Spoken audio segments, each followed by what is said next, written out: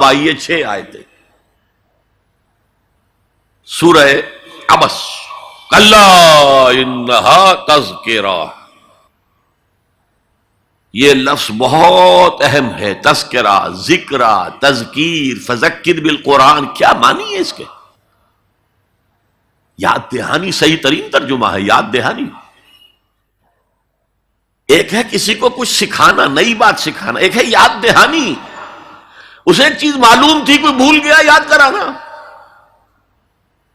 جیسے آپ کے کسی دوست نے آپ کو بہت قیمتی قلم دیا تھا، آپ نے اسے بہت سنبھال کر اپنے ٹرنک میں رکھ دیا. اب سال ہا سال ہو گئے، نہ دوست سے ملاقات، نہ وہ یاد. اچانک آپ نے کسی روز ٹرنک کھولا اور وہ قلم آ گیا، تو آپ کو دوست یاد آ جائے گا کہ نہیں؟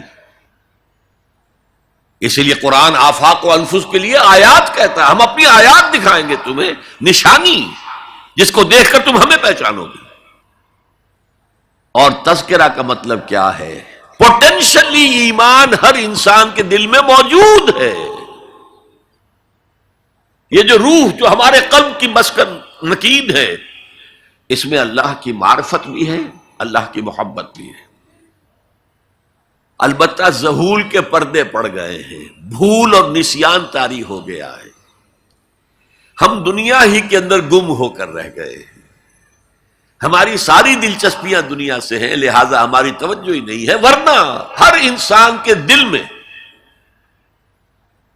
یہ جو یہاں ہندوستان میں کہتے ہیں آتما اور پرماتما، آتما اور پرماتما کا تو تعلق بہت گہرا ہے. ابتدا میں بنا دی گئی تھی ارواح، جب ہم سب کے سب تمام انسان آدم سے لے کر اور تا قیامت جو انسان آئے گا دنیا میں، ان سب کی ارواح پیدا کر دی گئی. اور پوچھا گیا الستو بربکم قالوا بلا، یاد ہے؟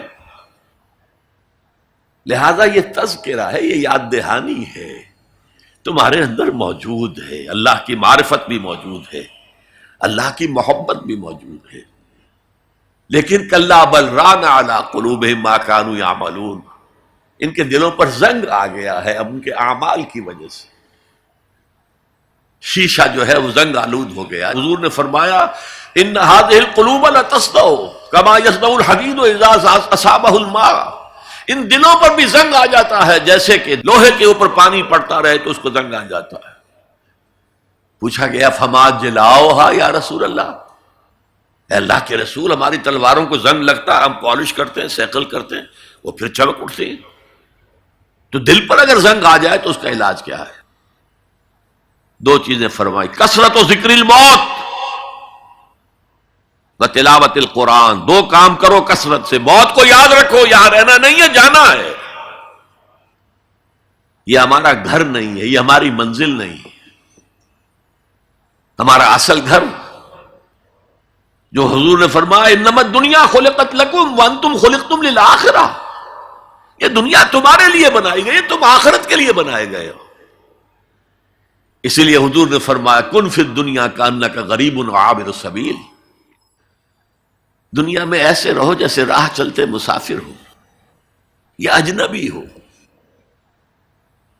اپنے بارے میں فرمایا مالی ولی دنیا، مجھے تمہاری دنیا سے کیا سروکار، انما مثلی کراکب استظل تحت شجرۃ ثم راح فترکها، میری مثال اس مسافر کی سی ہے جو ذرا سستانے کے لیے کسی درخت کے سائے میں بیٹھتا ہے تھوڑی دیر.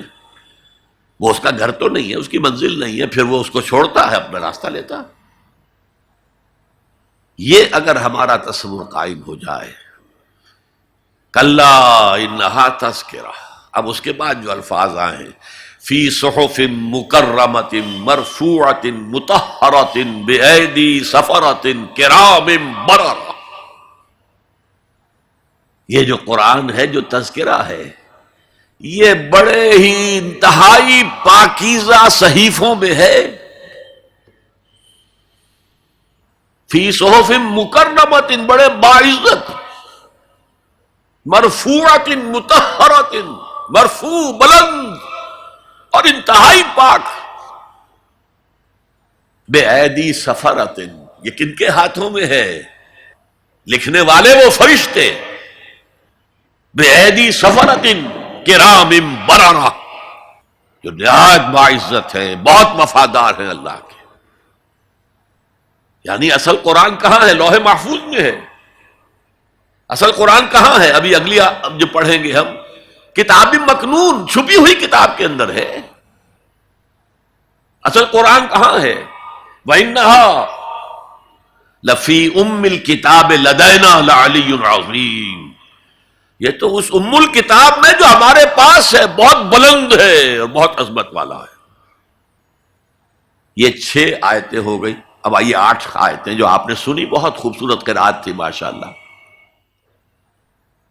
فلا اقسم بمواقع النجوم، یہ لا جب آتا ہے پہلے تو وہ مخاطب کی بات کی نفی کرنے کے لیے، نے اٹ از لائک دیٹ، یہ نفی ہے. لا اقسم بیوم القیامہ، تمہارے خیالات غلط ہیں، میں قیامت کی قسم کھاتا ہوں. تو فرمایا فلا اقسم بمواقع النجوم. وقع یقع کے کیا معنی ہے؟ اور یہ سورت کون سی؟ واقعہ. اذا وقعت الواقعہ، وقع گر جانا، پڑ جانا. یہ ستاروں کے ڈوبنے کی جگہ ہے. فلا اقسم بمواقع النجوم وانه لقسم لو تعلمون عظیم. اور اگر تم جانو تو یہ بہت بڑی قسم ہے جو ہم نے کھائی ہے. اس وقت کا انسان کیا سمجھتا کہ ستارے کہاں جاتے ہیں، کہاں غروب ہوتے ہیں، کہاں گرتے ہیں؟ آج ہمیں معلوم ہے. سورہ حامیم سجدہ میں جو کہا گیا ہے سنریہم آیاتنا فی الآفاق وفی انفسہم حتی یتبین لہم انہ الحق، ہم انہیں اپنی نشانیاں دکھائیں گے آفاق و انفس میں، یہاں تک کہ یہ بات واضح ہو جائے گی کہ قرآن حق ہے. آج ہمیں معلوم ہے خلا میں بلیک ہولز ہیں، اور یہ بلیک ہولز بڑے بڑے ستاروں کے پچکنے سے، پچک جانے سے پیدا ہوئے. اور جب وہ بڑے ستارے پچکتے ہیں، جو خلا پیدا ہوتا ہے، ویکیوم، اس میں بڑی طاقت ہوتی ہے. اس کے پاس سے کوئی سیارہ، کوئی ستارہ گزر جائے اسے کھینچ لیتا ہے قبر کے اندر. یہ بلیک ہولز کا تصور. اسی لیے اللہ نے اس وقت کے لوگوں کے لیے کیا کہا؟ فلا اقسم بمواقع النجوم وانه لقسم لو تعلمون عظیم. انه لقرآن کریم، یہ بہت باعزت قرآن ہے. فی کتاب مکنون، ایک چھپی ہوئی کتاب میں ہے. لا یمسہ الا المطہرون، اسے چھو ہی نہیں سکتے مگر انتہائی پاک ہستیاں. اس کے کیا معنی ہے؟ پہلی بات تو ہمیں معلوم ہو گئی، مراد فرشتے ہیں. بے ایدی سفرۃ کرام بررہ، اسی کی شرح ہو رہی ہے نا. اسی سے ایک فقہی مسئلہ نکالا گیا کہ بغیر وضو کے ہاتھ نہ لگاؤ. لیکن اس کا اصل مفہوم کیا ہے وہ سمجھیے. قرآن کی روح تک کوئی نہیں پہنچ سکتا جب تک کہ تزکیہ نفس نہ ہو گیا. اگر حب مال، حب دنیا، حب جاہ، حب شہرت، اگر یہ تمام محبت دل سے نکل نہ جائیں تو قرآن کی روح تک آپ کی اپروچ نہیں ہوگی. مولانا روم نے کہا ہے، اگرچہ ذرا میں سمجھتا ہوں کہ انہوں نے بہت سخت الفاظ استعمال کیے ہیں، ماز قرآن مغزہا برداشتے استخاں پیش سگا انداختے. ہم نے قرآن سے اس کا مغز لے لیا ہے، جو ایسنس ہے وہ کھینچ لیا ہے. ہڈی کا گودا جو ہے وہ ہم نے نکال لیا. ہڈیاں ہم نے پھینک دی ہیں کتوں کے سامنے جو لڑ رہے ہیں. علم کلام کا مسئلہ ہے صفات حق حق سے جدا یا عین ذات. قرآن مخلوق ہے یا نہیں ہے، غیر مخلوق، اور بڑے بڑے ہو رہے ہیں اس کے اوپر. یہ کتے لڑ رہے ہیں ان ہڈیوں کے اوپر. ہم نے اس میں سے اصل شے نکال لی. وہ کیا ہے؟ اللہ کی محبت، اللہ کی معرفت. یہ ہے اصل شے. ماذ قرآن مغزہ برداشتے استخاں پیش سگا انداختے. تو جب تک انسان کا باطن پاک نہ ہو جائے وہ قرآن کے چھلکوں سے کھیلتا رہے گا. چاہے وہ کہنے کو مفسر ہو، قرآن کے باطن تک کبھی نہیں پہنچے گا. فی کتاب مکنون لا یمسہ الا المطہرون تنزیل من رب العالمین. یہ تھوڑا تھوڑا کر کے اتارا گیا ہے رب العالمین کی طرف سے. انزال کے معنی ہے دفعتاً اتار دینا. لیلۃ القدر میں آیا انا انزلناہ فی لیلۃ القدر. رمضان کے بارے میں شہر رمضان الذی انزل فیہ القرآن باب افعال، لیکن حضور پر ایک دم نہیں اترا، تھوڑا تھوڑا تھوڑا تھوڑا 23 برس میں جا کر اس کی تکمیل ہوئی. اب دیکھیے جو شکوہ کیا اللہ نے، کیا اس جیسی نعمت سے تم مداہنت کر رہے ہو، بے اعتنائی کر رہے ہو، اسے پڑھتے نہیں ہو، اسے سمجھتے نہیں ہو، اس پر عمل نہیں کرتے، اسے اپنا امام نہیں بناتے. تمہارا طرز عمل یہ ہے، بلکہ تم نے اپنا نصیب یہ بنا لیا ہے کہ تم اسے جھٹلا رہے ہو. غور کیجئے، جھٹلانا جو ہے دو طرح کا ہے. ایک ہے زبان سے کہنا کہ یہ نہیں ہے، کوئی اللہ کا کلام نہیں ہے، یہ قرآن وغیرہ جھوٹ سب اساطیر الاولین ہیں، یہ محمد نے گھڑ لیا ہے وغیرہ وغیرہ، جھٹلانا ہو گیا. ایک جھٹلانا ہے عمل سے جھٹلانا. مان تو لیا اللہ کا کلام ہے، لیکن اس کی حرام کردہ شے کو اپنے لیے حلال کیا ہوا. حدیث نبوی ہے ما آمن بالقرآن من استحل محارمہ، اس شخص کا قرآن پر کوئی ایمان نہیں ہے جو اس کی حرام کردہ چیز کو اپنے لیے حلال ٹھہرا لے. اس سے اعتبار سے غور کیجئے، اور اس کی مثال بھی دی ہوئی ہے سورہ جمعہ میں.